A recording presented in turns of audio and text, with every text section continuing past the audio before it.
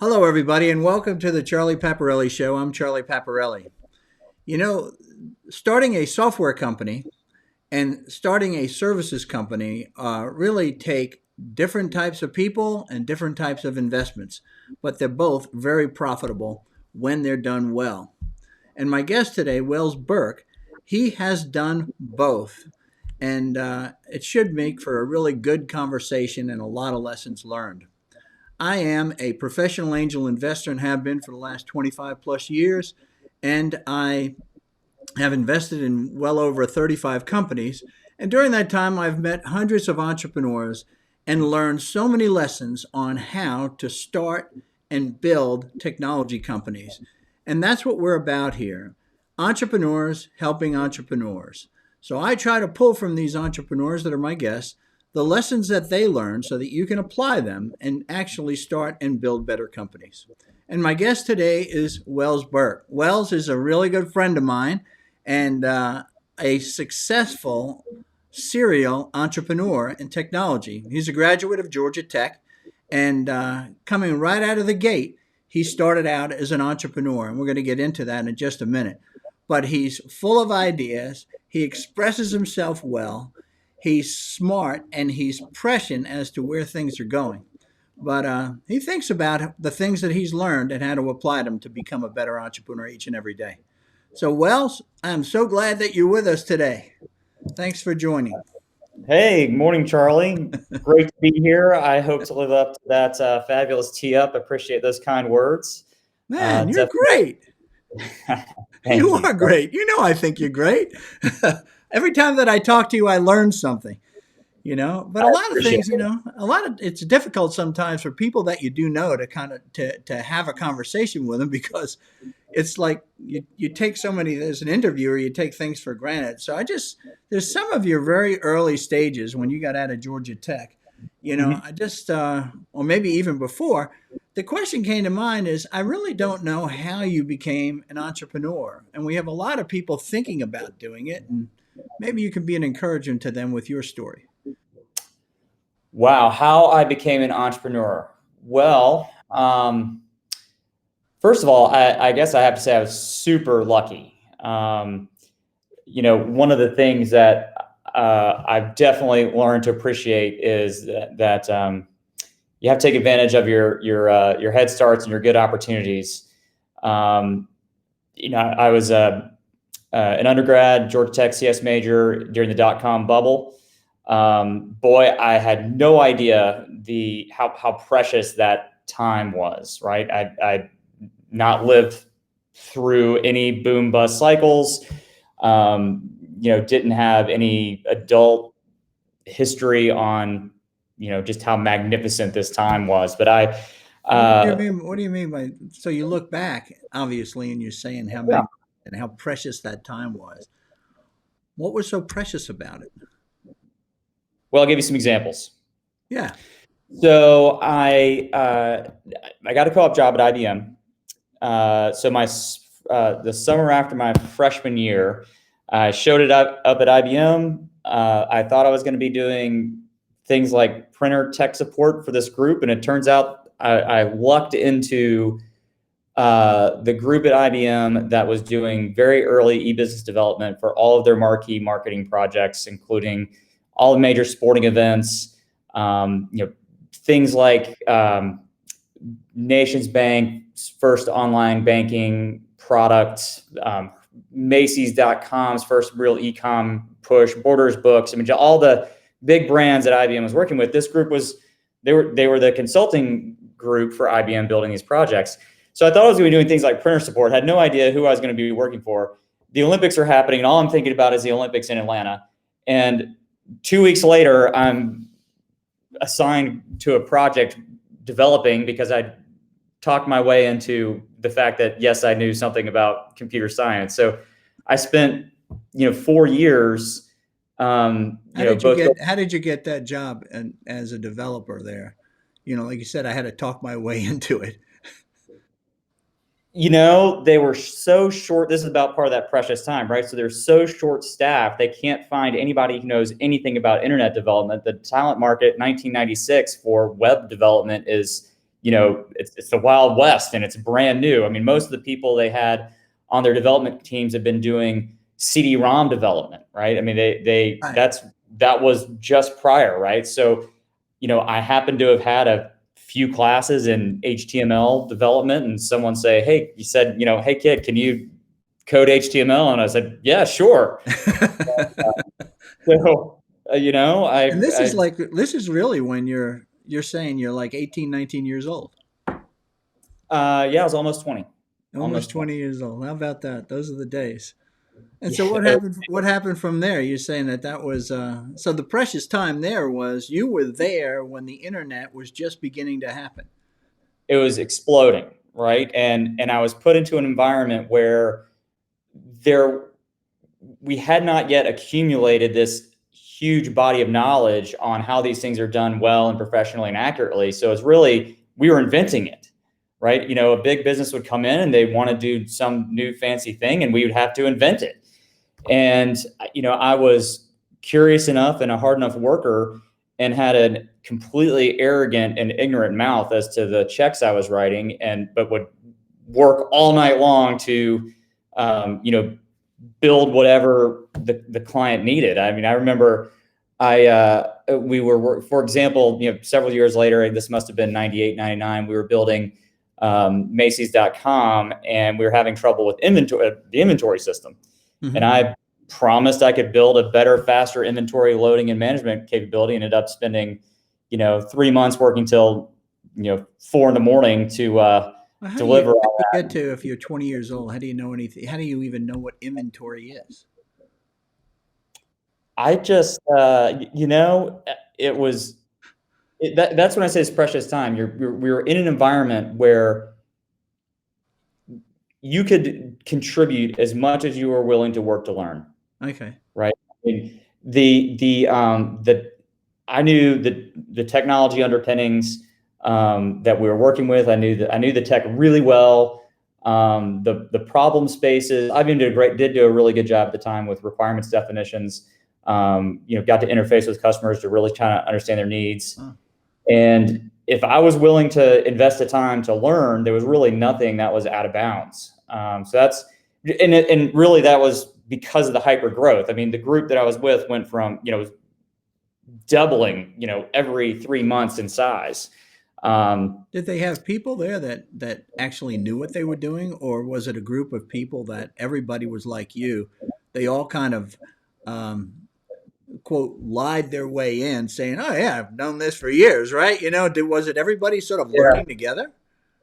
Well, first of all, no one had done it for years. There was, it was brand new.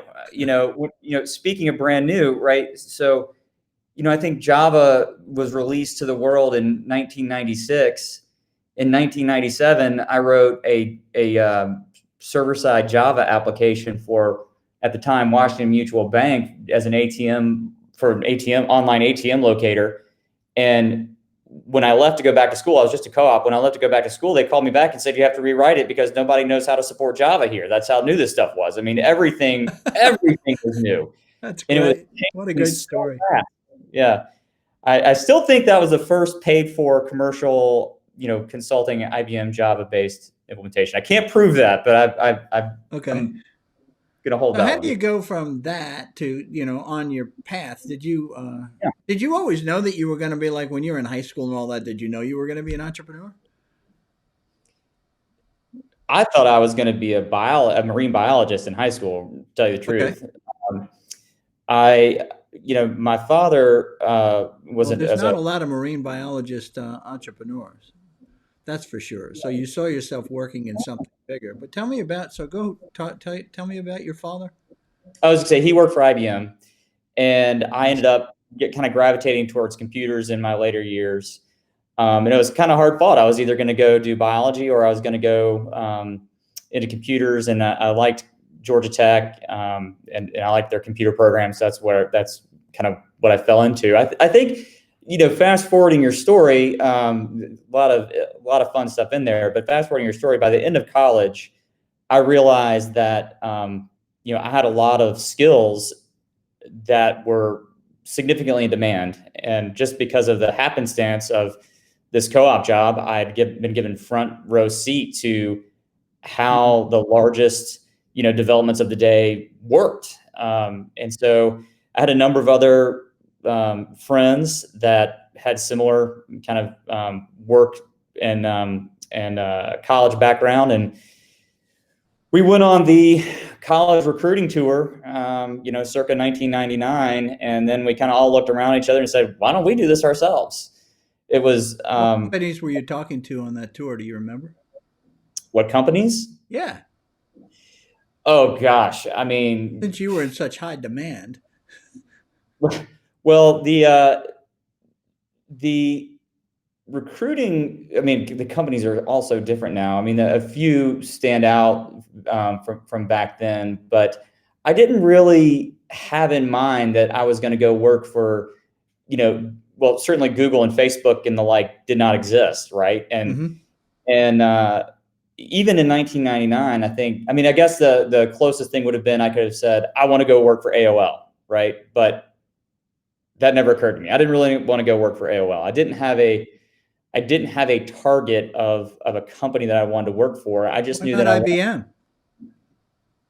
Your father worked for IBM. You were in IBM. They exposed you to all this cool stuff. Why not IBM? How come that didn't become sort of a next step? Seems logical. It does. I think that I had a slight bias in my mind, which may or may not have been true, that moving from the work that I had done as an undergrad, which was super advanced. I mean, I was never treated as a college student. I was right up there with all the other engineers, but I felt like I would not have I wasn't going to be new and have like the respect of being new and capable. It'd still just be Wells, right? And I think maybe Wells the co-op, and I wanted to kind of launch into a new chapter.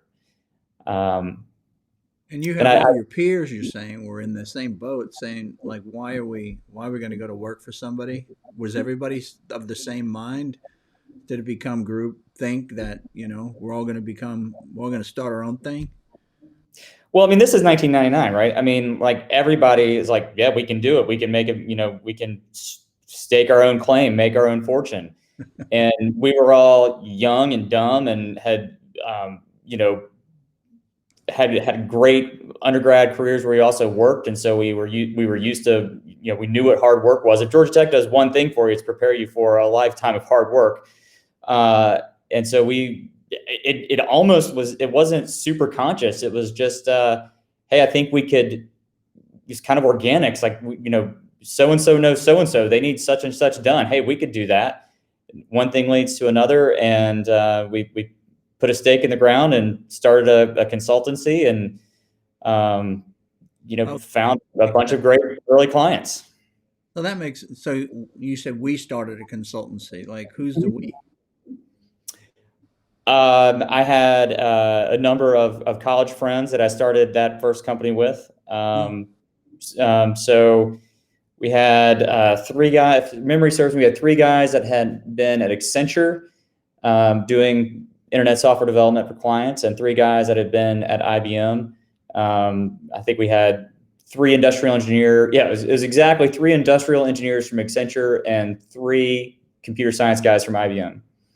And these are And all intern people that have now graduated.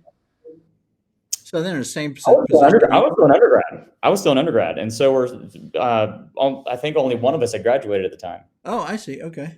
Yeah, so I actually put graduation on hold. My parents were super forgiving and did not have a cow.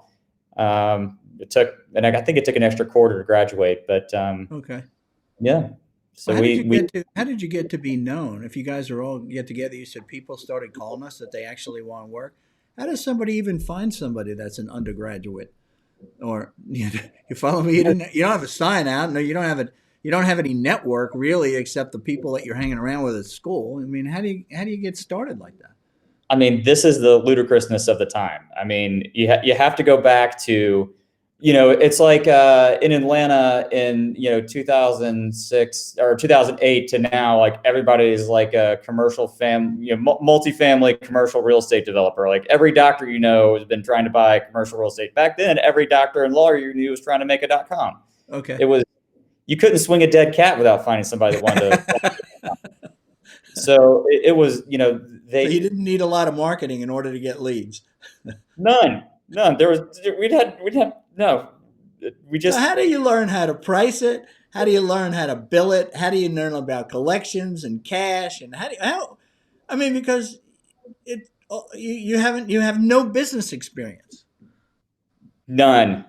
We thought that, you know, technical execution somehow was really the majority of what mattered, and we could fake the rest of it until we made our clients successful, right? I mean, in terms of, yeah, I don't want to say fake. That sounds kind of bad. I mean, things like, somebody has to learn accounting software. Okay, yep, we've got to figure out what we've never set up payroll before.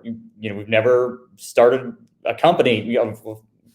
Legal documents, right? I mean, articles Yeah, of but you're a bunch incorporation. of programmers, right? So you're a bunch We're of a bunch of programmers. programmers, yeah, and somehow we figured it all out. I mean, we put together an LLC. We figured out the basics of accounting. We certainly understood cash management, at least in terms of making sure we didn't bounce payroll checks.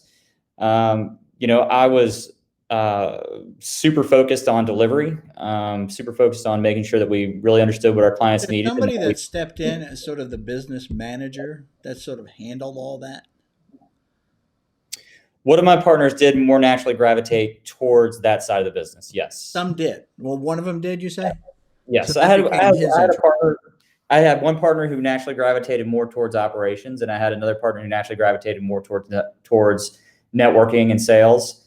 So it was not all Well, super then, code. one of the things we're going to talk about probably later is cap tables, right? So it's sort of like, here's your first one. You put two programmers together, and they say, yeah, well, let's work together. And someone says, you need an LLC, so you say, great. And you say, well, what should we do? Well, we'll be 50-50 partners, right? Well, now Yeah, you have that's sort of the first place that it goes, and that's in a lot of cases the first mistake that's made. All right, absolutely. when you're dealing with this, how many people did you say you had as partners in this first deal? So first deal, we had an original founding four, and so we just said we all get 25%. Terrible So idea. that's what you did. All right. That's what we did. Yeah, we did this. We made that same sin that so many people do. Then we had another close friend who we talked into joining the business. So we figured out, okay, the first four, how are you going to dilute yourself for this other guy? And then we brought in another, six persons. How are you going to dilute yourself to get this guy in? And it was a nightmare. It was a nightmare. I don't know what our legal bills were to set that up, but we had some lawyers who also helped us down the road figure out that one organization wasn't enough. We needed to have a products arm that needed its own sub entity and a different app split, and we need to have the core services company, and then innovations, right? Because we're going to be investing in these startups that we're helping build. So then we're going to have that too. So we literally had a holding company and 3 sub companies and 6 idiots, It trying to. sounds to me like there was some lawyer who was selling you. Oh yeah, they sold a bunch of hours. They did a good job. And that's something what did you, as you look back on that, just like you look back on how precious that time was, you didn't realize it was the beginning of a whole new era in technology, right? The beginning of the internet. Is Yep. when you look back now, here you are 20 years, okay, having learned 25 years, in fact, having learned so much as a business person, what have you learned from on how to manage lawyers? Um, how to manage lawyers. So I think that you need to come in with a really strong opinion of your position, and don't let them try to do your business negotiation, And don't right? what? I missed Don't let them try to do your business negotiation for you. Okay.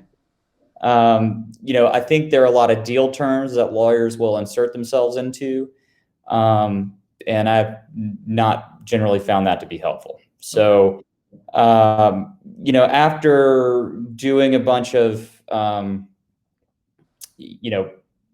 creating a number of different companies, creating the operating agreements, figuring out how we're going to do the equity splits, writing a bunch of software services agreements, um, software license agreements.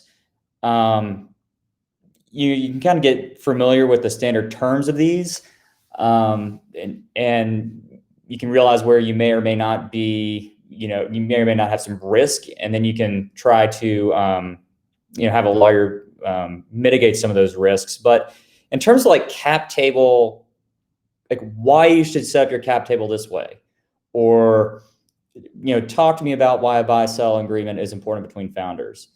Those types of things. I've had some great lawyers, some effective, some super expensive and not effective. But I think that the best thing to do is learn the environment of the business from people who've been there, not necessarily from the lawyers, right? Yeah. I mean, if they have to take you to school, One of the things that I've seen from a lot of entrepreneurs is they're quick to, because they feel like, well, I don't know law or Mhm. business law, if you will, right? These terms of buy sells and these other terms about, liability that you might have, these things that you learn over time, as a business person, particularly as a founder and CEO. Yep. There's a tendency to just, well, I'll call the lawyer. Well, I'll call the lawyer. Well, I'll call the lawyer, and I'll run this by my lawyer. And the next thing you know, I look at an income statement, and this itty bitty company with three people have a legal bill of $47,000 Oh yeah. Oh because they're yeah. just always calling the lawyer. And that's why I say, when you look back, what's the best way to manage a lawyer? Hmm. Maybe one of those things is to have a good advisor, like you said, like an outside investor who's been around a little bit, Yeah. right? Yeah. So that, you're sort of like he's bought in. And so you get that sort of business advice and that business law advice from them. And they Yeah. tell you how to circle your expenses on a lawyer, but it's easy to spend money on these professionals. You know, I haven't had to do 10 rounds with a lawyer in quite some time. Pretty happy about that. I do know I have learned that legalese is not copyright protected unless there's something super specific that companies have put into those Hmm. contracts. Um, so, if you need an operating agreement, or you need a software license agreement, or you need a SaaS services agreement, go find the best of breed. Look at theirs, copy it. Right. Yeah. And I think that's great advice. And I think that there's just like you said, I had to dig in to learn about payroll. I had to dig in and I had to learn about inventory when I was working for IBM. I had to dig in. I think that it's something you say, like, this is something that's learnable. You don't need Oh, to become a lawyer, but you certainly need to understand the terms and the where the exposure is for you and what needs to be in an agreement. Like you said, there is best of breed agreements and they're all over the web. So yeah. I didn't want to go too deep into this thing. So how do you get? So you got this group of married men. Now you're telling me you got six of you. Where does it go? How long do you do that? You're 21 years old when you start this thing. Yeah. So hang on. I have to go back and put one point on the lawyer side. I will, I will say that when you're dealing with potential partners or investors, the more they talk about lawyers, the more likely you're going to be to get in a legal fight with them. So I have a kind of radar for people that like to talk about legal stuff, because I think when you're selective about your partners, you should never end up in a legal fight. Your contract should just you should never even have to look at it. Um, I've once or twice ended up in situations where I thought that the counterpart did not live up to their obligations, and we had to fall back to what the contracts said. In some of those cases, I don't even think the contract.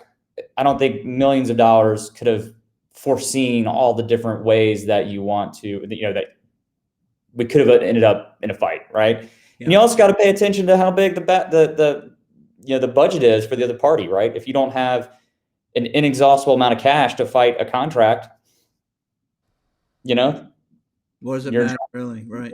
I'm with you. yeah, Yeah. yeah. I So hear anyway, too many how people. I hear too many people that say, well, I'm just going to sue him. And my ah, first advice, and it's been consistent for years, having been in a couple of lawsuits, don't sue anybody. It's just cheaper to walk away. It really Yeah, is. And then you just create new opportunities as opposed to just being consumed by what was unfair in this last deal. It's just better to right. just move on. I love it. What is Jesus says that if someone asks you for your, what is it? Ask you for your coat, give them your coat and whatever else too. It's just like, go, move on. Yeah, It's yeah. great advice. The details of contracts, one, it's pretty much the opposite of what I like to do, which is build something, right? I mean, there's protect something. Yes, you got to protect something, but you want to build something. I like to focus on the building, and I like to find people that I can feel like I can really trust and build great things. Yeah. So, all right, I legal think the stuff. big thing is be careful. All I just wanted to bring out here for a lot of startup entrepreneurs is the lesson to learn here is your lawyer is not to be your best friend. It'll cost you a fortune in cash, okay, if you do that. So spend some Yeah, time learning about it. Find a lawyer who's appropriate for your stage too. Don't deal with the biggest lawyer in town who's charging $750 an hour. You can find somebody who's going to do the work for $200 an hour. And for the yeah, kind of work you're looking for, it's the same product. yeah. I Yeah. would double down on that. For don't go to your lawyer, patent lawyer, to ask for whether or not you should patent your ideas. Figure them out first. Figure out every single thing about why you should patent this, and then go talk to a lawyer. Okay, good. All right. So where do these six partners, these five partners in Wells, what was the name of that business, by the way? That was Synthos, right? Oh, So that was Synthos. Synthis. Okay. Okay, I think it actually started off as Ravage Consulting Group because my partner Tom, I think he fancied Beau Rivage Casino, and he came up with the name, and we quickly changed it to Synthos. Another one of my partners had that name, and it wasn't, there was no registered domain, so we changed the name to Synthos. And we spent a great couple of years building .coms. It was super fun. Was there Uh, was there any sort of logic behind Synthis, like the name Synthis? Did you yeah, come I up with was some sort of a clever pitch that no synthesizing. one really believed?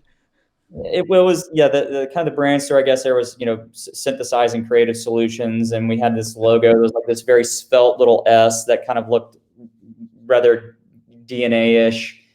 After we fell in love with the logo, we realized whenever you printed it on like a banner at a trade show or something like that, it was so svelte that it would disappear into the collage of other logos. So I've since said, big blocky logos with lots of ink. You're not getting your money's worth if you're, if per square inch you don't have enough ink on your logo. Right. Uh, I love but that. anyway, yeah, so we had a great run. The .com bubble bust in 2000. Didn't hit us right away. Probably should have seen it coming, but all the startups we were building, they already had their funding. And Why do you think you should have seen it coming? sorry, Because that's we should have seen the collapse of the consulting business coming. why.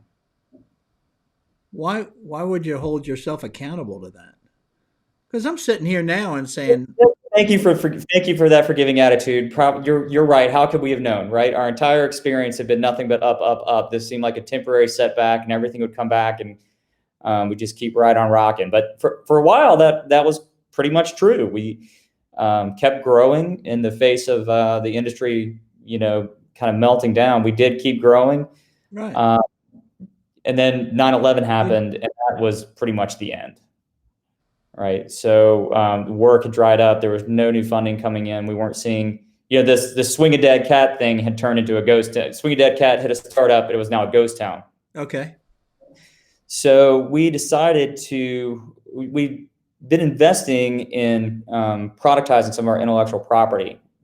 We'd figured out how to build large products. It was, again, I mentioned the Wild West of, internet development days. So there were lots of companies trying to productize different development methodologies and sell tooling. And we were kind of in that bucket. And when we could no longer sell services, we weren't ready to give up this awesome, kind of life we'd created of, these 6 young entrepreneurs working for ourselves, feeling like we were, kind of making our place in the world. And Well, we when you guys hit the wall, when people stopped buying services and the contracts started to melt away, right?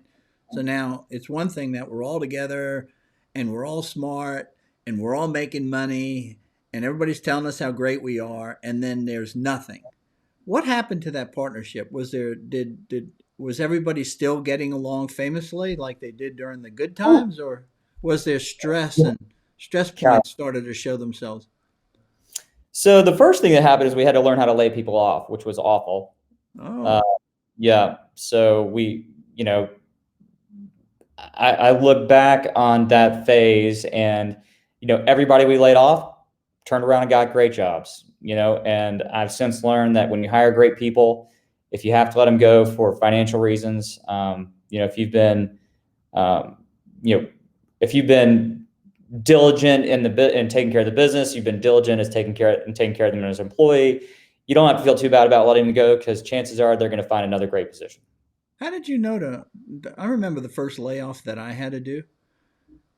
There's one thing that we have as entrepreneurs, and that is we have um, this sort of limitless hope of how Yeah. things are going to go, right? So this is Yeah. going to change. It's going to be better. I've never talked to any entrepreneur who ever gave me a forecast in the midst of a huge recession coming that didn't have some rationale on how it was going to play right into his hands. Okay. Oh yeah, So, for sure. so how do you, when you're young like that? I remember the first layoff I had to do. I actually had, we had sold out to a company, a public company, and I remember my boss coming in from the public company, who was probably 15 years old, and he said, "Look, you're going to have to cut expenses, and your expenses are your people, so you're going to have to do a layoff." And Yeah. man, I was like mad as a wet hen. And then eventually I had to come to doing it. And it was my first layoff. But, to do it by owning your own business, did you take it right to the end? Meaning, okay, I can't pay myself anymore and I've got to eat too, so they have to go? Oh yeah, we underpaid ourselves from the start. So we hired a great team of developers. I mean, we probably had, I don't know, 15 developers at the Mm-hmm. time, and they're all making market rate salaries, and all the founders are eating dog food. Um, so we went from full dog food to half dog food, and we just burned a bunch of bench time. And I look back, and that was one of the very first lessons I learned: is you just can't sit there paying people, waiting on hope without a strategy. But we did. We Oh, you mean burned. hope being the strategy, right? Hope, That's, yeah, hope being the strategy. yeah, Yeah, right. yeah. So we spent all of our. So that's how you learn that lesson. That's how much it cost you. So it cost you all your cash before you It, got to the point when it said, look, we have no money, so you really need to go away. yeah, that Ferrari I could have had before I was 24 was spent on bench time in 2001. Yeah. So then how do you go from, so now you're a service company group, why would you decide to go into products? This is another one of those things that you can't really put too much thought into before you know what you're doing. We'd never run a software products company. I'd had years as a service guy. So, 2000 or 1996 up until 2001. The world was, super big on investing in software, or it had been. It wasn't necessarily right now, but it had been.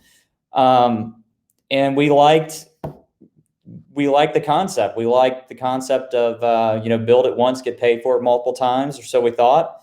So And software we did seemed to be that. attractive, right? That's what you're saying. As I said, software seemed to be a more attractive model. But You you know, were used to a model of work an hour, get paid an hour. we were in the model of work an hour, pay an hour. Software, had great business valuation metrics compared to services companies. Right. We were already eating dog food, so it's not like we had to shift our personal income model to do a software company.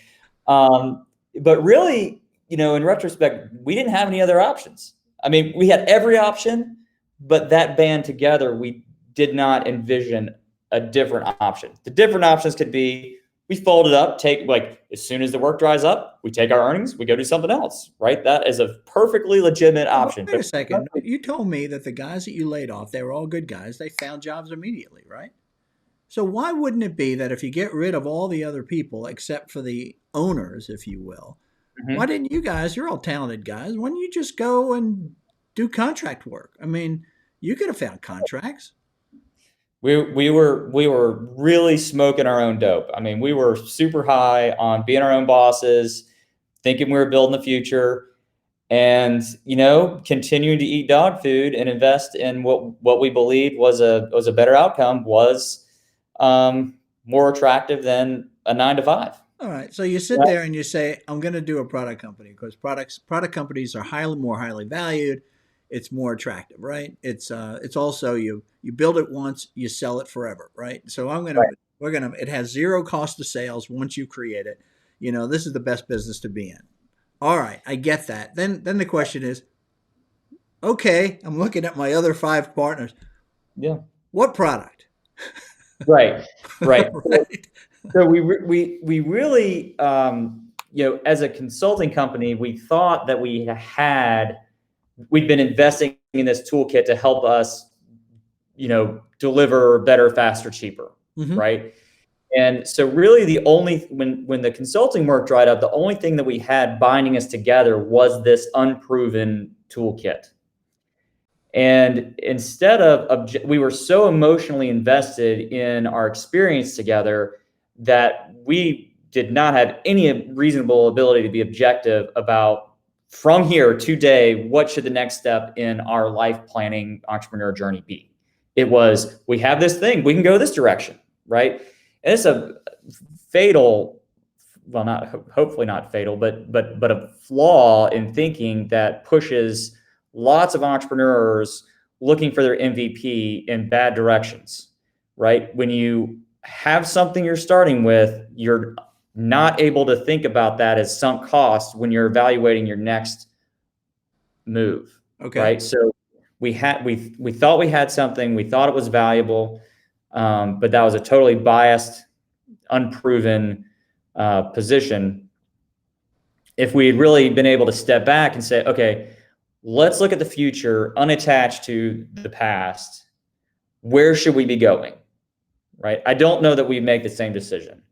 It's super hard to put down your baby in any capacity. So this thing had become part of our baby, and we weren't able to be What objective was about it. that baby? What was the baby? Yeah. It was called these. It was we came up with a catchy name for it, and then undid that catchy name. But it started off being called Adelon. It was a visual process design studio that would generate code for best of breed internet development frameworks of the day. So you could have a business analyst draw out how the site flows, site maps, page maps, business process maps, hit a button, get a head start on all Well, your that code. makes total sense. So here I am. I'm a computer science major. I've got fellow computer science major, and we're going to come in. We have a toolkit that we've been using. Why don't we kind Yep. of flip that into sort of why don't we sort of share that with the world more as a product? Okay. That Yeah. makes sense. So you didn't understand business. You didn't have business process type software that you were going to build at the time. It was going to be software for developers, in effect, or people who are intent on sometime developing software in the future. That's right. It was a total internal looking tool, Okay. right? It was a tool that helped us deliver on our projects. All right. So now you're down to a quarter of a can of dog food each as you start this thing. Where do you Yeah. go with that? Because you don't have money coming in the door, but you do still have to eat. You do have rent. So we did have we had some meager reserves. We prioritized, some guys had a little more personal runway than others. We prioritized who should, get the higher paychecks based on who could afford to be the poorest. And we applied to ATDC and look, hopefully for some cheap rent, Hey, but not raising some. why don't you explain what ATDC is for people? Yeah. Okay, so ATDC is the Advanced Technology Development Center at Georgia Tech. Yeah.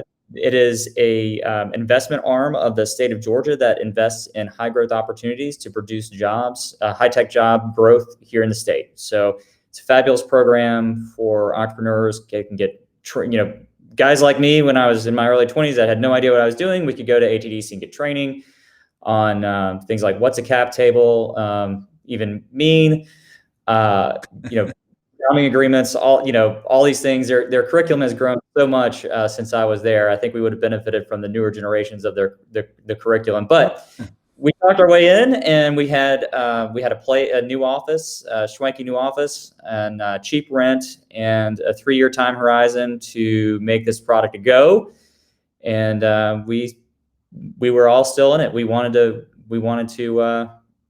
create something that was going to make a difference. So all 6 of you working on product. That's the way it started. Yep, we all moved into the ATDC. Now, just keep in mind when I hear this, I'm saying, okay, so I got one guy who's sort of like who meandered over to being sort of the ops guy, all right, and everybody else is sort of delivery people or developers. I don't see anything in there about marketing, sales, any of that expertise, because you were in sort of a demand-driven sort of economy up until this point. Right. Right. Well, I tell you, so we did partner with some marketing companies early on. So we had, we'd gone through as a consultancy, we'd gone through the process of, creating some collateral, for example. So, okay. We had, fancy folders with our logo on them and the one page handouts. So, we'd gone through that a little bit. We of course had a website and had gone through multiple rounds of redesign on our website. So we were not completely clueless to marketing. What I tell you, we were really clueless to. So one piece of advice. So I've tried to both be by natural just inclination. I'm a technology leader. I've always wanted to run the technology of the companies I've been a part of. I think just from a personality perspective, I've been in some type of executive leadership capacity outside of technology as well. What has taken me a long time to understand is I am not a great product leader, right? And every computer science nerd out there like me that's thinking they have these great product ideas, I would highly recommend finding the best product people that you can find. You probably don't know what that means yet, but someone who can really... Sure. I don't know, understand. I'm not sure I understand what you mean by that. So product management is a super distinct discipline from the software engineering that goes into building the product. So defining what you're going to build, why you're going to build it, how much it's going to be worth, when you should build these features, and what cadence to deliver the highest ROI for the business. That is a profession. And they don't teach that to you in software engineering as a software engineering undergrad. I don't know where they teach it to you, but you're one of the smartest guys that I know. Okay, in technology. Why couldn't you learn? It's interesting to me that you would say, what I learned is I'm not good at this. Well, so what you've done in the past I've seen is, well, I'm not good at it. Well, I'm going to learn it. But here you are 23 years later, and you're saying, well, I've come to the conclusion I'm not good at it. So I'm great at it with externally defined requirements. So for consulting work like I'm in now, I can do it all day long. In a software company capacity where I'm like the CTO and maybe the president or the CEO, I've been in all these capacities. I've been dual in both of those. When the business gets hard or the product is not being adopted at the rate that you think it should be, my engineering brain takes over. My default mode is code mode. My default mode is I'm gonna more features, better, faster. And that is not the right default mode on the person leading your product team. The default mode on your product person needs to be, really curious about what the market wants, what the market thinks about your current offering. What's the viability of the current offering? Is it a time for a pivot? Is it just a new feature? So that's the default mode of the product person, is customer curiosity. The default mode of the engineer is, I'm just going to make a new feature, right? I'm You going to know, make, or I'm going that is a really it seems obvious, but it's very subtle, and I see it all the time now that you bring it up. That to. that what I hear this from I can't tell you over 25 years in angel investing is you go back and say, well, why aren't they buying the product? Well, I'm going to add these three features, and then Yeah. it's just going to take off. I mean, that's really the answer: feature, feature, feature, feature, feature, and it just and no one yet. I did talk to a guy years ago who was very successful in taking over failed technology companies for venture capitalists. And I said to him, he had a great reputation, and this must have been 20 years ago. And I heard about him from here in Georgia, and I said, "Can I call him?" It was like a friend of mine. I said, "Can I call? I just want to know." I said, "What his secret is." So I called the guy up, and I said, "So what makes Fire, you so successful?" What? so fire the engineering team day one. No, no, no. He didn't say that. He says, first of all, he says, you got to get your expenses in line with your revenue to give yourself a chance. He says, Yeah. but the second thing, he says, this is where I spend all my time is I would just go to the customers that were using the product and ask them, so why are you using it? Why do you find it beneficial for you? How are you getting a return on this Yeah. investment? And so he went right to the market, which is what you said a good product manager would do. Okay, versus try to intuit, oh, if I had this in here, then they would buy it, right? Right. It's market Yeah. first. It's pretty Yeah. interesting. Maybe I should have said product manager, because that does entail that you're kind of married to the product that you're making, right? So the right entrepreneurial hat for the helm of a software startup has to be relentlessly discovering the authentic market need, right? And Mm. if you're not doing that, you're arguably not going to be successful. Certainly not as successful as you could be, right? And that's for. Can you do it if it's your baby? In other words, there's that emotional attachment. Well, there are Can you different types find the of. authentic market need? Is well, let me say the whole question. Can you Yeah. find the authentic market need if it's really your baby? Or do you look at everything, the market, do you look at the market through your product? It's super hard not to. I can think of several local entrepreneurs who probably have done a slightly better job at having some bit of remove from their baby. Um, Certainly, as a technology lover who was at the time building technology products for technologists, I mean, it was just like this total recursive introversion that I could not escape at the time. It was almost impossible. It was almost impossible. If you have X amount of resources, whether that's people, time, capital, you need to constantly be thinking back to, is this the best use of my money today? Right? Regardless of what I did yesterday, is this the best use of my money today? My resources, is this what we should be doing with our resources today? And if you can't maintain objectivity on that, then I hope you got the right idea the first time. Yeah, that makes a lot of sense. And I think at Georgia Tech, they teach you to kind of look to defining the problem. I think that that's a core part of the curriculum is make sure you understand the problem you're trying to solve. Whereas in liberal arts schools, that might not just be the case. It's interesting. So, yes, we talked about, I mean, I'm sure the curriculum has changed. 20 years ago, we had software project management classes where we learned to define requirements and how to work a project. But that really did not speak to, is this the product we should be building? Hmm. Right. So this is upstream of requirements. It's not Yeah. about the requirements, about what do you need? Like that type of,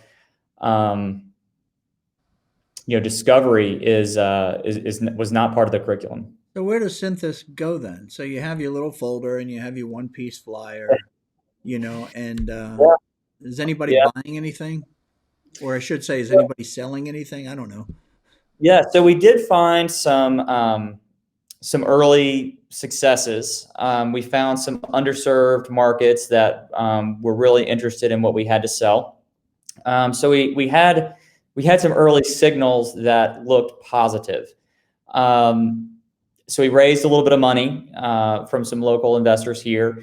That's a whole nother topic fraught with potential peril. But what made you get to the decision that you were going to raise money? We needed to eat. We were not going to be able to. I mean, we're literally not going to be able to pay our bills at ATDC. Like, the guys that were on half salary were going to go to no salary. I mean, it was just we couldn't. So how do you get to a point? How do you get to a point to say, well, how much money? Forgetting about what you're going to give up for the money, but how much money? Because how do you even come up to that calculation to how much money? Since you're already at every day is a deficit in cash, okay, is what you're telling me, and you're trying to make it up with an investor coming in and giving you money or buying stock from you, right? So how do you know how much money? How would you advise somebody to say, well, how do you at that stage very early on? What advice will you give them? What did you learn for how much money should you raise? So we started off with some promissory notes. So we were able to kind of defer the question of ultimately how much and for how much. We were able to defer that down the road a little bit. But how much is the company worth? That question? Yeah, establishing valuation. Okay. We were able to push that down a little bit, down the road a little bit. So we ultimately, while we're raising our first rounds of funding, we're hearing markets doing a couple things. So one, the services market, pretty much all the major companies after the bubble burst, they did what we did and commercialized tooling, and then started, but then many of them started to give away their tooling in order to encourage services business. So my IBM alma mater being one of the leaders in that, they completely moved to what they called their global services consulting model, and they had all this software that they would just give away for free in order to get the services revenue. So it was really putting heat on our business plan, right? And then our investors also were encouraging us to look at some other markets. So this is where we were really letting our investors play our product manager, right? They were suggesting that we look at these other markets, and we kind of looked at them, and instead of, maybe hiring an expert in those markets or becoming fast experts in those markets, we started to pivot into those markets, because at this point, the game had become get money to survive. And that's a bad game, right? So that we were chasing the next small check that we could get. And that led us down. The way to get those checks was to kind of take the advice on where you should point. Yeah. In other words, you started to become reactive. So to get this money, I need to do this. Oh, right. That's where it went. I guess you could just say, if we were to continue chasing a version of the plan and the product roadmap that the investors didn't believe in, it was obvious that we were not going to be getting any more money. There you go. Okay, that's fair. Yeah. So, but you didn't answer my question, and I think it's an important answer, which was this: how do you decide how much money? The first time you're going to raise money, how do you decide how much money? What are the criteria for that? Well, you're talking to me 15 years ago, so my answers today might be different from the answers then. My answers then were, it was really, there was a market in Atlanta that we could address, and we did not have either we didn't, I guess you could say, we didn't have the courage to move out to become a West Coast startup. We were here in Atlanta. We were part of the ATDC. We had a lot of contacts and friends here. Should we have just gone West Coast and big plan right away? Maybe, but we were here, and we were playing a B2B game, right? Mm-hmm. And so, you can model out whatever you want to model in terms of, we think this is our, 1, 3, 5, year plan. This is our exit, terminal valuation projection. And you can put it in you can model forward as many rounds of investment as you think are going to be required, but it's all a bunch of BS. Pardon my French. Okay. I mean, you're inventing a future that you can't possibly know. Like you can't. You can't know it's going to be reality. Right. I get that. Right. So there was there's a market for investors in different size brackets of how much they're going to invest. Right. So you could cobble together an understanding of, we can talk to these 10 people and raise X amount of money. And with that, we think we can do this other thing. Right. So then kind of it was kind of like a Venn diagram of capital availability and traction to date and future projections. Okay. And and then it's a negotiation. So then you wound up in this sort of trap, if you will, saying, well, you didn't have it, you weren't hitting your milestones, right, that you had promised based on the money that you raised. Okay. Yeah. So then to raise more money, you needed to kind of build relationship. You had to keep the guys that were already in the deal. You had to find new guys, you know. And so they start, now all of a sudden you wind up having this board of investors who become your chief strategist in effect. I should point out that I really like that group of investors. They were absolutely super well-intentioned, straight up people who always treated us very well. I did not have a contentious relationship with any of them. I would do business with any of them again tomorrow. So, that being said, the relationship of outside money, a product that's still trying to find validation of an MVP,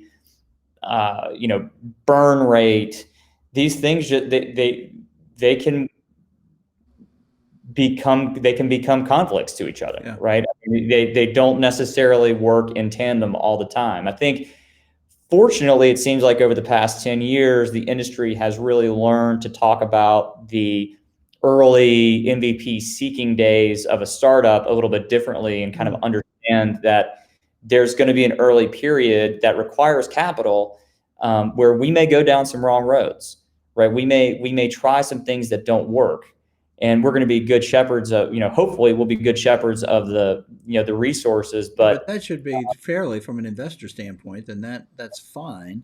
But you can't have high valuations and that grace at the same time. That's true. Yeah. That's true. If you are going out trying to find your road, that's a whole different proposition for an investor. Yeah, it's going to cost you some. It's going to cost you equity. It's going to cost you equity to get there. Yeah. Yep. I guess the other way to get there is to understand the market that you're actually selling to before you actually get into the business. Yeah. Yeah. So that the product, so the problem you're trying to solve, the product the solution that needs to be built. You're kind of cutting out some of the discovery work, if you will, even though there'll be discovery work, irrespective of how much that's just the reality of it all. But the other thing I just want to point out to people is, you said, I really have a lot of respect for those investors and I do business with them. Okay, they were all good people, right? Now, you didn't know anything about how to choose an investor, but what you did is you joined ATDC. Yes. And what happened is the people that were there, the investors who were there, in effect, almost vetted, right? In other words, they sort of choose. So by association, you wound up being lucky, in effect, and had good investors. Could have. We've heard the stories. Yeah. That doesn't always happen. Okay. Companies that we did, by market terms, what I would consider to be a very fair deal. We didn't put one over on them. They didn't put one over on us. We didn't try to work anybody on valuation. Mm-hmm. And, so as a result, we were more, kind of aligned than we could have been.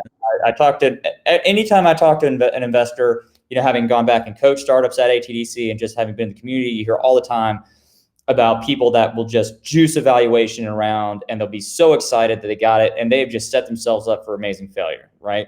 Or there's the flip side of that where somebody gets a Mr. Wonderful deal and the investor just puts the screws to the investors. These are all loses, right? I mean, Yeah. there's nothing to celebrate by, thinking you're the world's best negotiator because you got 2x the valuation that your pro forma said you should have. That's not good. That's not good. Because now you're expected to operate at that level, and I hear that from some entrepreneurs. They're saying, I don't know why the investors don't understand more. Yeah, we made a forecast, so we missed the forecast. We still did pretty well, but we missed the forecast. I said, yeah, but your forecast is what justified your valuation. Yeah. Okay, so if you gave a lower forecast, you had a lower valuation, and then everybody would have been okay. But you can't have this really high forecast, high valuation, then you miss it, and everybody's supposed to understand. Yeah, yeah. It's tough. I would say just at a high level, going back to your question, how much do you raise and when? I think one thing that is obvious now, but I didn't. When you're young, when I was young, I had no idea what money meant personally to people, right? So I didn't really know how much executives at big companies made. I didn't know how much I could expect to make one day as an executive. I had no idea how much the individual net worth of my investors was probably likely to be. I didn't know if the money that they were giving me was important to them or not. And you didn't know what it took. In short, you didn't know what it took to accumulate that much money to be able to invest money. Correct. Right. Absolutely correct. You're absolutely correct. So in retrospect, I think that, I'm loving services businesses right now. I don't know if I'll start another software product company. I think there may be another software idea in there somewhere, but particularly for B2B businesses, Atlanta was really big on B2B at the time.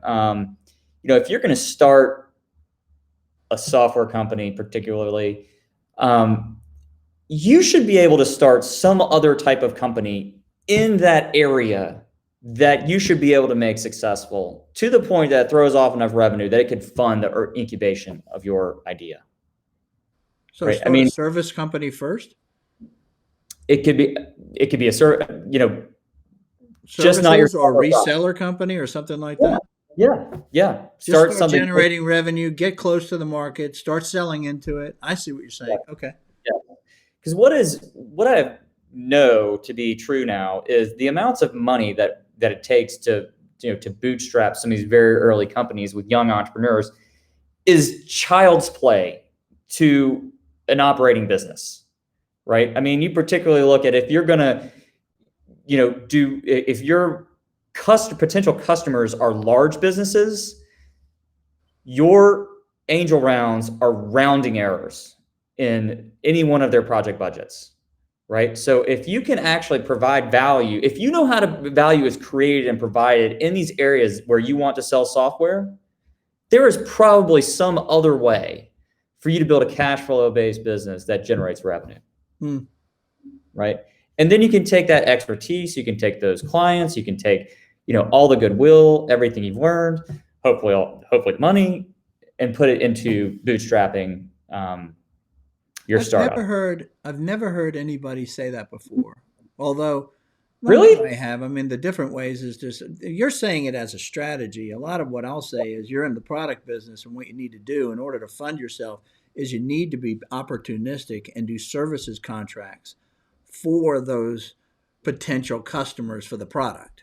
Okay. In other words, you start generating. It's the same thing. It's just a little bit different. But you're saying, no, look, start here and work back to the product side. So this is a really good case, startup case for young, talented people coming out of a great university. They start a services business. The market goes flat. So you get your first recession in effect. You have to lay people off. You're learning how to construct. You now get into the product side. Now you have to figure out how to be salespeople and marketers and how to find needs in markets. You have to gain investors because you got to eat, all right? Because you're not doing services. Where did it all go? What happened to Synthos and what happened to the 6 partners? So the That's a lot of chaos without a lot of um, obvious sort of success. Okay, quick yeah. success. All right. So my long story short on that is we had a lot of individual financial pressure, and many of them had to depart. Just myself and one other partner were left. We created a kind of like reverse vesting type of agreement where they, based on our ultimate exit after time, their ownership share would decline. The lawyers enjoyed writing that one up. Um, they had to go get. I don't know how you ever got that done. Oh But God, people are like, I own 20%. I want to it's stay at yeah, 20%, yeah. It's exhaustion. It's basically exhaustion. Like right now you have and you're 20%. fighting over no money. That's the Yeah, thing, right? we're fighting over nothing. We're fighting over nothing. But anyway, by this point, I was super emotionally invested in wanting to, get. At some point, it became about getting our investors an exit and not about a love of the business. We'd been pivoted into areas of business that I did not really love. I just felt a super high personal responsibility to get them any type of exit, anything that would get them their money back plus a little bit. I didn't want to lose, and that was probably that from a This business, Synthesis, really, the product side, started the fourth quarter of 2011. 2001. 2001 is what I meant. I'm saying, Yeah, thinking 9/11, right? yeah, 2001. yeah, And yeah. when So did you finally get to the point where you made good on this sort of goal of, I want to just get to an exit to get the investors back their money? 2009. There you go. Long time. Eight Long time. years. And in Yep. those 8 years, there wasn't a lot of people making any real money, right? No, it was not a good use of time. I mean, I think if you're raising capital, it can't be personal. You gotta know that the guys are betting on you, and if they know that the majority of their investments are not going to work out, and you are smarter to close up early and chase a next better idea. So It is why not did you not? So you had four of the six working. cut and run. I should say cut and run because they probably had families probably. They had higher expense bases. They had people relying on them, and you were single. And I know your partner that remained, he was single at the time, right? Yep. So you're still, like you said, you're eating your dog food as you called it, okay? But I mean, Yeah. you're living a pretty simple life. Why didn't you? I mean, 9 years. Well, it's not 9. 7 years is a long time, right? You said, Long 2009, 8 years. Why 2000. why didn't you at some point, let's say by 2005, okay, or four, or say, look, investors, we're not going to do this anymore. You know, I mean, you go off to your nice houses and Buckhead and all that, and we're Yeah. starving here, okay? Yeah. And we want to get your money back, but come on, let us cut loose. But you didn't do that. You stuck with it. We stuck with it. By 2000, so 2000, I think it must have been around 2007. Instead of moving forward with another round of funding, which probably wasn't going to happen, we went into a partnership with another software company. So we had some technology that could power their software solution, and we did a global perpetual software license for this one market vertical to this company, and we kind of put all of our chips on making that company successful. We'd done business with the entrepreneur there before. We thought it seemed to make some sense. We were able to start paying ourselves. Was this still in the original sort of development idea, or was this more now you had moved into a B2B business type solution? We still had B2B focused software products we were selling. So we were still, at the time, we were still selling software to enterprises. Yeah, but so software development tool in effect, to make development of software more efficient. At that time, it had been converted over. We went through this weird phase where we were chasing the Sarbanes-Oxley ISO 9000 market. So we had this visual process design tool that could be targeted on a number of different domains. And so we moved over to this process documentation, compliance, quality and compliance markets. super boring for me personally. I did not like quality compliance markets. They're not interesting to me.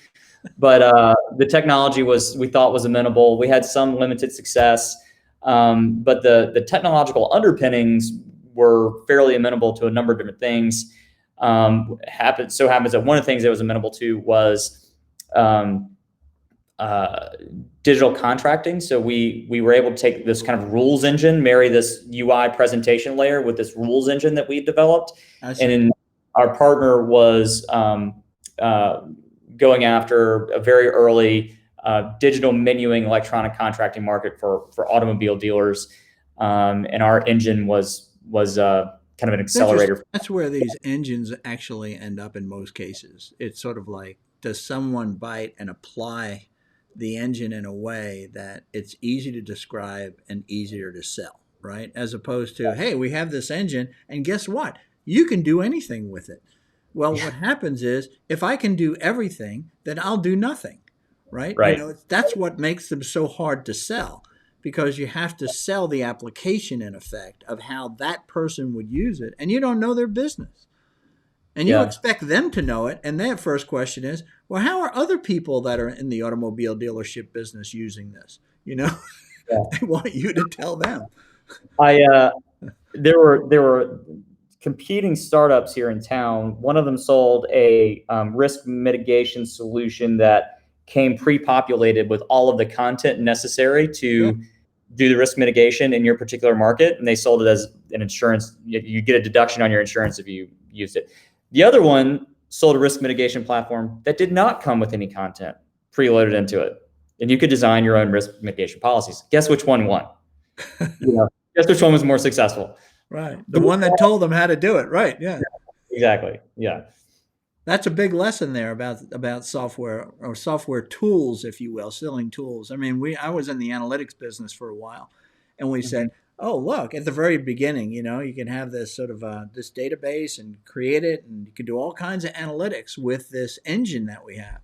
And business people, I don't know what to do with that, so they would listen, they would talk to you, it would never close, until you said, oh, we're selling analytics to property and casualty companies, and look at this model we put together for you and how robust it is. And they're like, oh, yeah, we could use that. I have a buddy. I'm with you on that. I'm with you.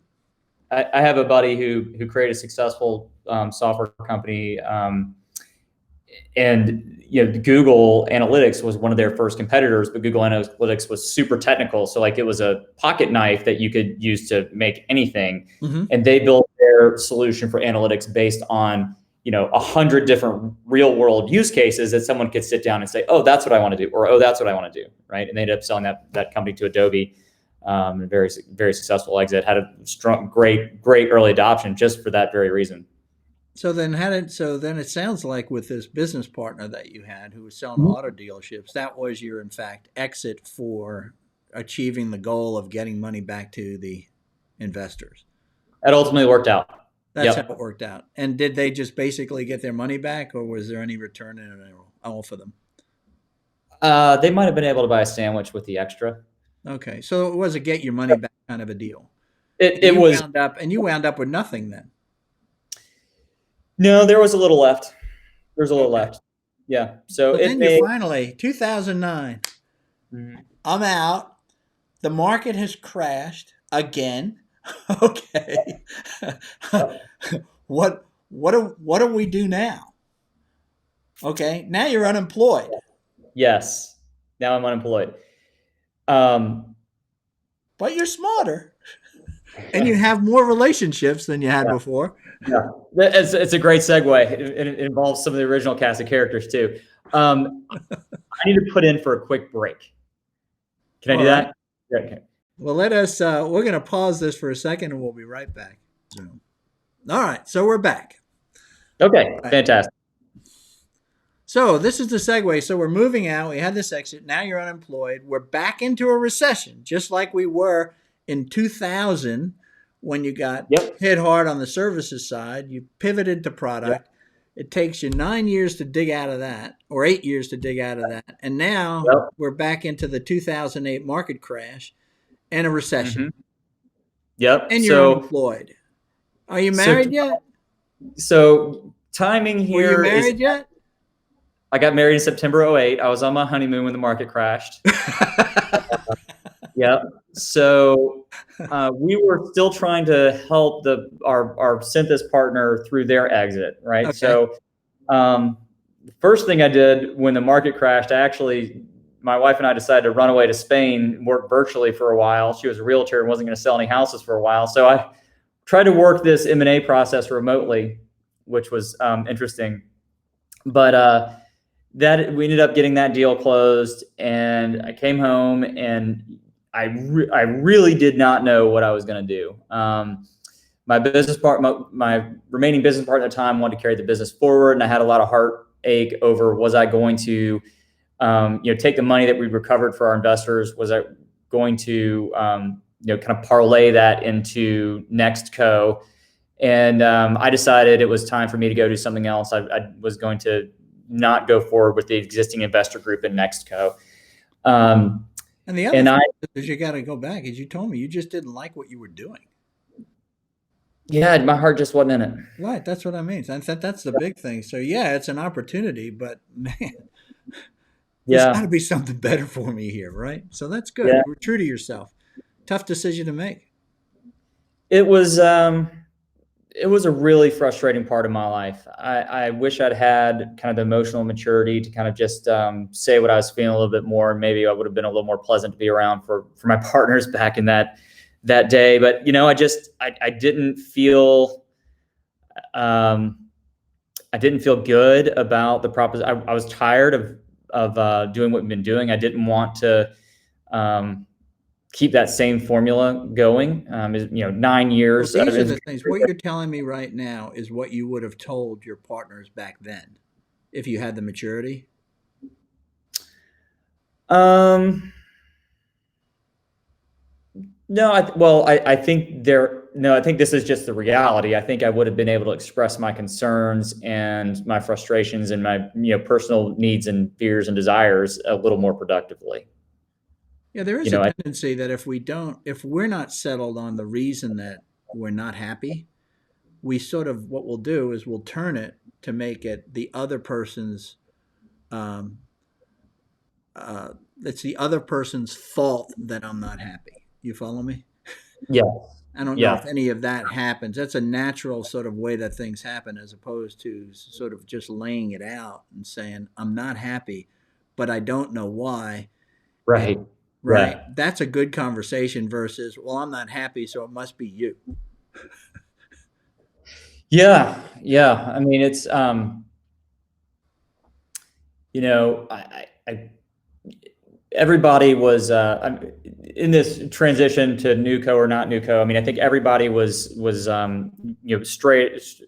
straight above board, best intentions, just different visions. I was ready to pay out our investors and move on to the next chapter with doing something different. They wanted to keep moving forward, which they did. Yeah. Good for them. So anyway, I ended up a former partner of mine and good friend of mine from college, great friend to this day. Pretty shortly thereafter, came to me with a new idea, Hmm. and it sounded pretty interesting. So I You must started have kind of, come back from Spain then. yes, pretty much right around the time I got back from Spain. We got hooked up and started looking at the idea. How long did you Uh, spend in Spain with Kate? about 6 months. Wow. Okay. Yeah, it was fantastic. I'd highly That must have recommend been it. a good time to kind of come clean with yourself, build into this new relationship. I worked way too much. Oh, you did? Yeah, I worked way too much. So the Fortunately, Georgia Tech training came back. Okay, good. All right. yeah, but it was still a blessing. If I could do it all again, I would not work a day, but Hmm. was not an option because we were still trying to get through that due diligence process. I see. Okay. Yeah. So So you come started. back and you're with your buddy. He comes up with an idea. What happens? Um, I kind of liked it, right? So the idea was, using, it was almost like an Amazon.com style recommendation engine, embodied in physical form on a retail checkout counter, right? So this is pre-iPad. The iPhone like maybe had just barely come out. Like the whole mobile revolution had not really happened. The automotive solution that we had just kind of come through this journey with had been super successful at influencing customer behavior kind of at the moment of truth when they've got their wallet out. And so I kind of jumped in and started working on it full tilt. I ended up linking up with 3 other partners, all of whom had existing engagements or full-time day jobs or other partial commitments. So I kind of got over my ski tips early in terms of commitment for this, and that created some problems later on when we tried to figure out how to transition everybody into full-time and cap table discussions and whatnot. But we ended up having some super early success in that business. We, being a little older, we all had some meager financial resources that we could cobble together to bootstrap this thing a little bit, invested in a trade show. We were smart enough this time around to call prospects ahead of going to a trade show. The first trade show I ever went to, I didn't know what I was supposed to call everybody I wanted to meet with and set up meetings prior to going to the trade show. I just kind of showed up with a prayer in 2001, my first trade show. So this time we did it right. We had not overinvested in our MVP, and we were able to really craft the solution in partnership with some early customer advocates. I love that. Right. It was great. So this is the business now. Wells has moved from being a computer science major and a good programmer to now he's a business person. Working on it. Okay.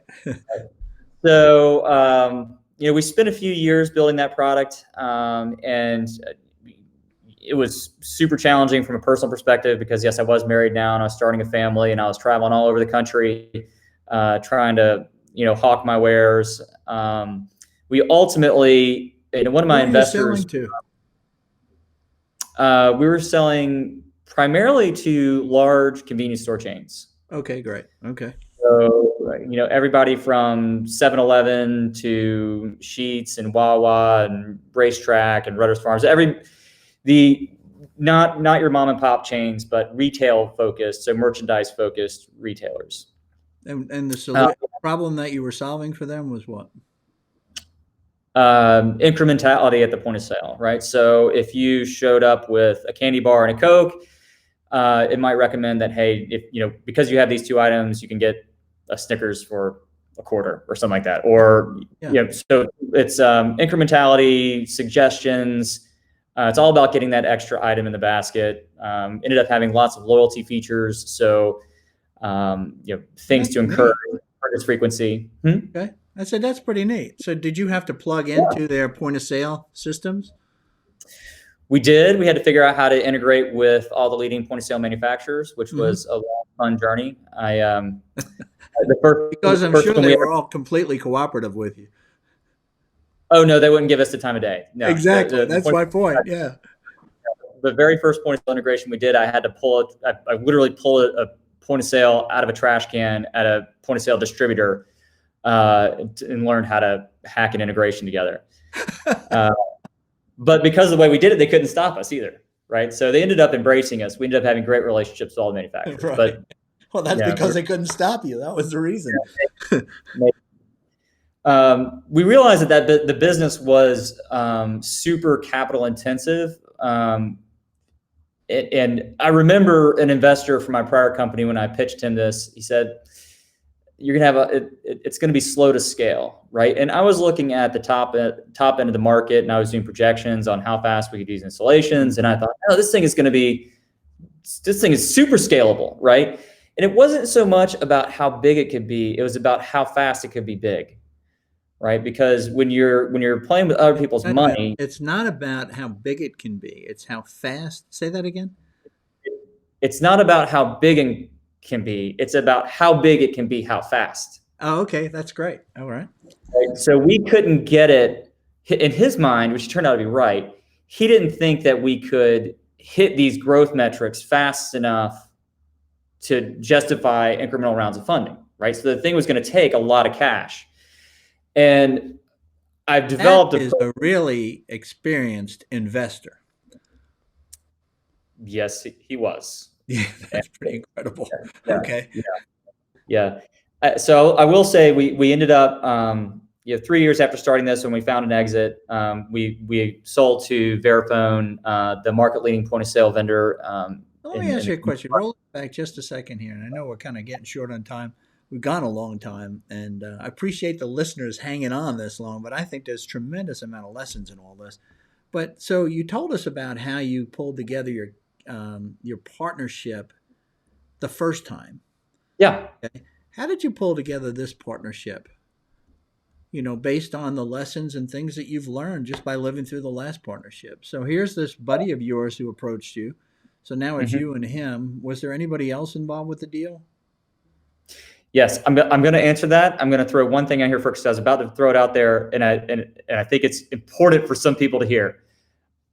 Out of this whole Lyft thing, the company's name was Lyft. I developed a personal axiom, is that I will never create another startup that involves service trucks. If your software involves service trucks, it's going to be slow to scale, right? So we had to install physical hardware at physical locations. So how did I come across these guys? So we You kind of had a invested in a deal that involves service trucks, and that is interesting. So that you just know it's going to be slow to scale. slow to scale. And Human that's being, because you're dealing with this next level of partnership, if you will. In other words, the service organizations that are out there. well, you break your concept of cost of sales, right? So that concept of build it once and then sell it again and again with zero cost of sales is not true anymore. You now have a lot of human scheduling time. You have to resource trucks. If you really want to go big, you have to have a service provider network that covers 99% of the zip codes in the country. And these things are really hard to do, right? So it's it's So you can go big, but you can't go fast. that's right. I got Compared to a mobile app, right? So the comparison being a mobile app.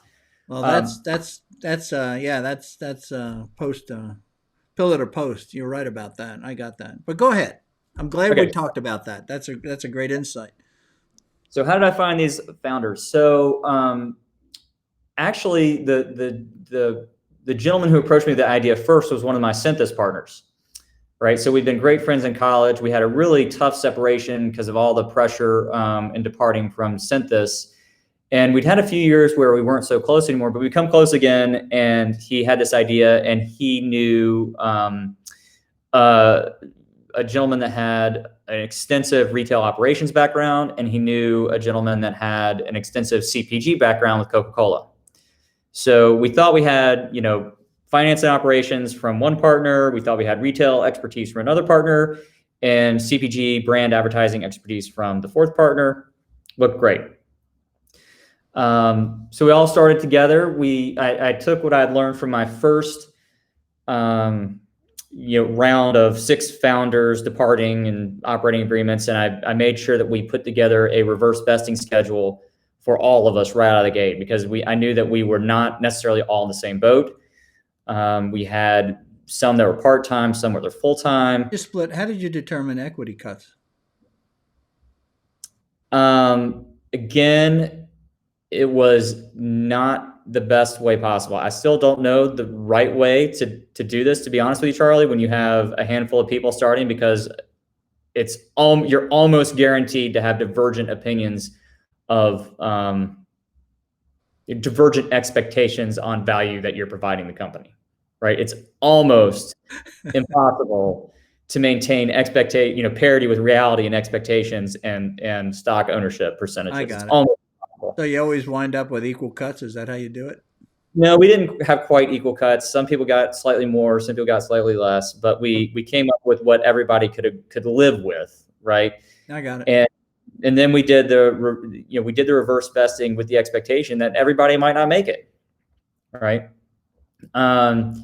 We also had a buy, we put in a buy sell, all the things that we should have done the first time When to you resolve. say reverse vesting, does that mean that as that if I'm not there after say 3 years, then I actually will retire 50% of my holdings, or is that what you mean by reverse?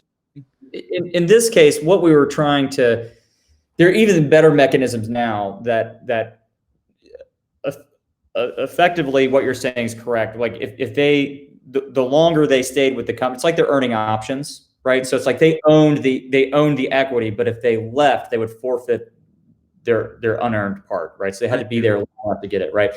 So there's some newer schools of thought here that, entrepreneurs, they're all different types of company value inflection curves, but in reality, if your new early ideas are truly revolutionary and that turns out to be the thing that gets you acquired, that's kind of not typical, right? So normally you like come together and you do your equity splits and then you spend a long time trying to figure out what to do. And reality is the majority of valuation is created, the majority of the value is created in the run up to the exit, right? When you're scaling the thing out.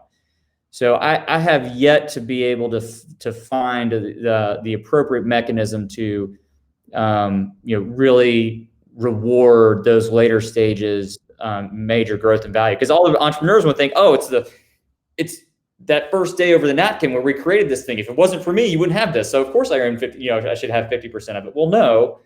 The value is created, so much of the value is created in those hard times where we're really refining that value proposition, you're really refining that product, and you're figuring out how to sell it and how to satisfy customers and scale it. And it's hard to... I love that. You're so right. You're right. We all think that the value is early, but there is value in getting something out of the ground, but the real value is closer to the exit. I think that's really brilliant that you say that. So you sold it to was it Verifone, you said? Verifone? Yep. So Verifone's famous for making half the credit card swipe terminals in the world, or at least at the time. They had a 60% market share in point of sale cash register. They had the service network in place and everything else, to get that done. So then you wound up working for them. I did. I spent 3 years and 8 days. Okay. And what changed? Why didn't that become your career? I am not a corporate man. I'm just not a corporate man. How long did it take you in the 3 years and 8 days to determine you weren't a corporate man?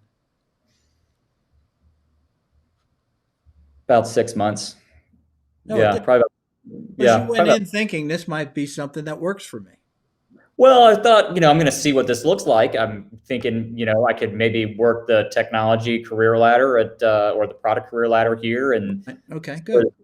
I immediately found out that, I'm used to having low barriers to getting done the things that I want done, right?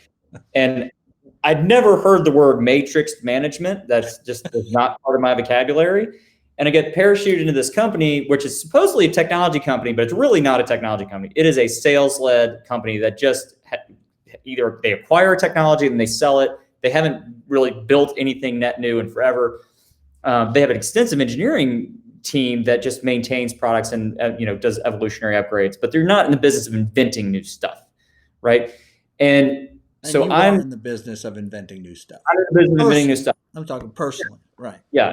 And I'm also in the business of identifying the product. At this point, I'm getting much better at product management. So I'm used to identifying the product market fit and then trying to build the technology to fit that. Well, they didn't work that way, right? So you had product people and you had technology people, and they worked, technology was a matrix function to the line of business. Sales did not report to product. So you really had sales running the show on everybody. And they were used to getting just very ragged out product schedules because sales was you're always just chasing your tail for sales. So you figured this out in 6 months and said, not me. I fought it for a long time. Well, you said, 6 months, and first 6 months, it becomes reality to you. Yeah. And then you spend 2.5 years sort of taking action on that reality. Probably. Yeah, that's probably about right. Yeah. I particularly found that product, and this was, again, presumably a technology product company, but the product people work for one line of the company with their own incentive structures and their own, their own lane, right? They know where their next promotion's coming from. And when you put somebody in that wants to work in the technology lane and in the product lane, you kind of get spit out by both sides of the organization, right? They don't know what to make of you, right? So you're kind of competing with everybody and You know what helping. I think is important is I don't think we need to go down that road. I see what Yeah, happened there. But I think yeah, what it showed is it showed the fact that you were there for 3 years and 8 months, okay, days. days rather, right? Is that when I look at the rest of what we just talked about in your career, I mean, you show a characteristic that's a part of you that I think makes you successful, and that is that you're loyal. You are loyal. You really are. And I think loyalty is incredibly important to be successful long term because it builds much deeper relationships. The fact that you say, I would do business with any of those investors that were in my first business still today, okay? The fact that you stayed with them for 9 years, the fact that you stayed here for 3 years, okay, at Verifone. But Yeah. then you leave Verifone and we only got a few minutes here, so we're going to have to speed it up, okay? And I want to go from Yeah. through the next stage you went through that moved you to Rocket Partners, okay? Sure, sure. So one thing, not to have a bunch of regrets in life, but one thing that I wish I had had the foresight to do is in 2009, I started my company and we built it. When I built Lyft, we built it on Amazon Web Services. And I absolutely fell in love with the cloud. I knew I was never going to procure another physical computer again. It was clearly the future. So much fun. And I developed my engineering team, we developed deep cloud expertise at the very beginning of the cloud. And, in that first 6 months of Verifone, when I recognized that it was time to go, I wish I had jumped out to cloud IT services because it was just, again, the Wild West, back to those IBM Wild West Yeah, early, you would have right? blown it away. No Yeah, kidding. Yeah, yeah. Well, so I left Verifone, but you were and a product guy now. what's that? But Yeah, I by was a then product, you were a product guy. I was a product Yeah, guy. I was a yeah, product guy. right. Okay. Yeah. So I left. I left Verifone. Spent a little time chasing some ideas that I thought were going to be interesting, but turned out not to be so compelling anymore. After I had a little bit of time to think about them, free and clear of the Verifone overhang. Went down to Georgia Tech and coached startups at ATDC for 6 months. That was pretty fun, but ultimately it was a little bit too shallow of an experience. I wanted to be a little more hands-on. I wanted to be able to impact things a little bit more. And I think at that point in my career, I was a bit too much of a naysayer, and I didn't like having to tell people no all the time. I really would have preferred just So to you were not. telling people that their babies were ugly. I was telling people their babies were ugly, and it wasn't fun, right? Yeah, I So get it. I would prefer not to be responsible in any capacity for the success and just be like, "You go, that's great." But anyway, so my wife got But tired of there's me. what you're telling me. There's a lot of ugly babies in early stage companies. Oh yeah, early stage companies. There's a lot of Okay, ugly. go ahead. So my wife got tired of me being underemployed after a while, and I hung up a Rocket Partner shingle. And I initially was somewhat trying to stay away from the software development landscape. Primarily, I was interested in advertising, which I'd come from. Spent the prior 4 years in fintech and advertising, and was interested more in those areas. But my network just started bringing me custom software projects, and the cloud was obviously still highly in demand. And after a while, I got tired of swimming upstream, and I wish that I had just been true to those roots right from the beginning, which is I love solving problems with technology. I love the ease and power of the cloud, harnessing the power of the cloud to do it better, faster, cheaper. I love it when people have a problem already defined that I can solve for them, so I can focus on just the tech and not also the business and the funding and the payroll and the legal. So it's been an amazing ride. We've been super fortunate. So you learned over those 15 to 17 years, what is it that you really do love to do? It took a while, but It took a yes. while. It does take a while because you have a lot of people telling you what you should love to do. And And you they want tell to you you're tell good at this, people, you're good at that. It'd be more valuable if you do this. yeah, right. I can run, a 1x revenue services company and be happy all day long and feed my family and grow it and do great work for big customers doing compelling things. And I don't ever want to do anything different. I don't need, 10x. I don't need 10x revenue But valuation you're on this. not six guys anymore either. How big are you now? About 50 folks. About 50 people. And you've been in business how long? We got started in earnest on the cloud services in about 2017. No, 17. So here we are. This is entering your fourth year. You've done extraordinarily well. The first customer that really became that sort of anchor tenant for you, did that take you back into some of the experience and relationships you had prior? Oh yeah. So we've been very fortunate. A lot of the work in that Lyft retail, suggestive selling space did come back to us. So I do think you're right. I mean, that loyalty to Verifone definitely did pay off. If I had not stayed there and shepherded the success of that solution as long as I did, There you go. a lot of business that we're working on now wouldn't have come back, right? So the relationships that I created there, some of those folks are my best customers now. Right. So it seems like whatever we do, the experience that we gain and all of the things that we do, we need to be self-aware of what it is that we like to do and what we're sort of almost purposed to do because it comes so easily to us. Yeah.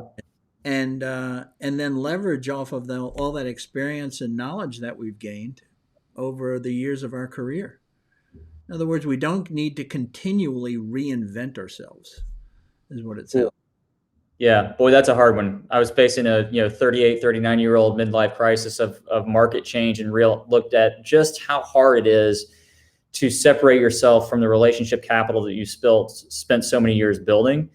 Highly recommend entrepreneurs get involved in markets where they like the people they're selling to and they believe that there's a lifetime value of that relationship beyond just the company you're in now, right? So when you if you're going to make a relationship, that relationship's going to grow for the next 20 years. Are these people you want to be doing business with for 20, 30 years? Are they potential buyers of multiple different formats of solutions from you over, different iterations? But wholesale market move is really a daunting task.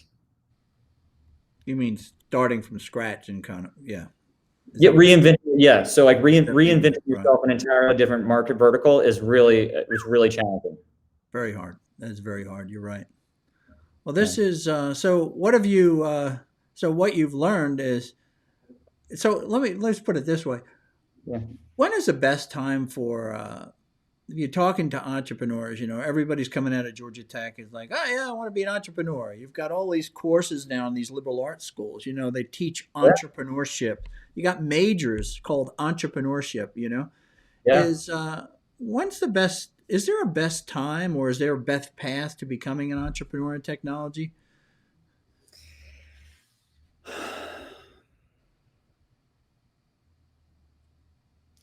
You have to have a lot of ingredients that are really kind of conflicts of interest, right? You have to have enough ego to think that you are going to be successful, but you have to keep that ego in check, or otherwise you're just chasing your own ego.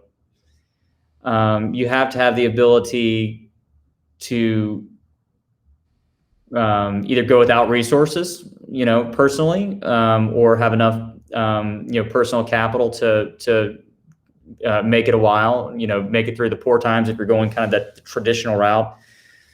I think that, the young and dumb, it has its advantages, right? I mean, I was willing to say yes to anything because I didn't know the downside of it. And I was willing to work hard enough to deliver on everything I promised, even though I didn't know what I was talking about, right? And it kind of worked out, had a lot of happy customers and learned a lot doing it.